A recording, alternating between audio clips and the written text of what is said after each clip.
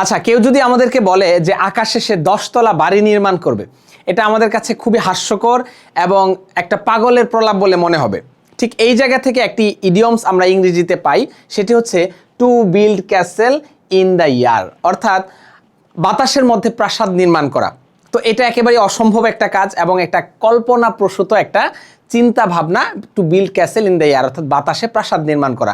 তো আমরা যখন কেউ এরকম অলিক কোনো স্বপ্ন দেখে, অলিক কোনো চিন্তা ভাবনা করে, তখন তাকে আমরা বলি হচ্ছে build castle in the air. That means মনে করো যে কেউ একজন এমন একটা কিছু পেতে চাচ্ছে যেটা আসলে বাস্তবিক অর্থে অসম্ভব, এবং এটার পেছনে তার কোনো এফোর্ট নাই, ন্যূনতম কোনো হার্ডওয়ার্ক নাই, কোনো ধরনের পরিশ্রম নাই, কোনো ধরনের অধ্যবসায় নেই, তখন তাকে আমরা বলতেছি you are trying to build a castle in the air. তুমি চেষ্টা করতেছো বা তুমি চিন্তা করতেছো আকাশে বা বাতাসে হচ্ছে প্রাসাদ নির্মাণ করা। তো এই জায়গা থেকে আমাদের একটি ইডিয়ম, সেটি হচ্ছে to build castle in the air, to do absurd imagination, অর্থাৎ এমন কোনো কল্পনা করা, এমন কোনো চিন্তা ভাবনা করা যেটা আসলে বাস্তবিক অর্থে একেবারেই অসম্ভব। তাহলে আজকের আমাদের ইডিয়ম অফ দ্য ডে হচ্ছে to build castle in the air. That means এমন কোনো কল্পনা যেটা বাস্তবিক অর্থে একেবারেই অসম্ভব, এটাকে আমরা বলছি build castle in the air. Thank you everyone, আল্লাহ হাফেজ, আসসালামু আলাইকুম রহমতুল্লাহ।